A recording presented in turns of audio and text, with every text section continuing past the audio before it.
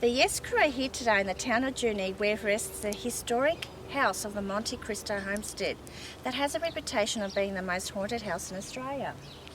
Now, the house was built in 1884 by Christopher Corley and his wife Elizabeth, who later died in the house. During that time, there were a large number of tragic incidents, which until today the spirits are still known to be here. So after the death of the Corleys, the main house was empty for a long time and became vandalised due to rumours that the Corleys had hidden their gold somewhere on the property. Finally, in 1963, mysteriously drawn to the house was Reg and Olive Ryan, who then purchased the property and brought it back to its former glory. Many people here who have walked through the rooms experienced some sort of paranormal activity. So over the next 2 days, the Y.E.S crew will venture through its passages and understand the real reason for the homestead's dark past.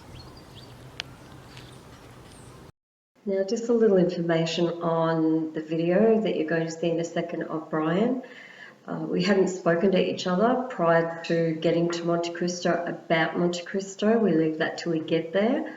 It comes more natural then. Now, with this, there was a maid that we found out on the tour late Saturday night that was pushed down the stairs with a baby in her arms. So this would be what Brian would be picking up. Thank you. And it was like, so she's holding something. Yeah. And the big lady was just here, and she just wanted to walk away. She didn't want to argue, and she took a step. Actually, I feel a bit wheezy now, but she sort of came down, and this was the last step she had, and she just went down with the baby, with something in her hand, but she protected it. I'm not sure if it was a baby or some crystal. I don't know, but she had it in her hand. Yeah. And she couldn't hold on because she held to whatever she held, and she wanted to hold on, but she couldn't, and she ended up on the floor. The maid or who fell on the floor? Just a skinny lady. Yeah, yeah. Young, yeah. old?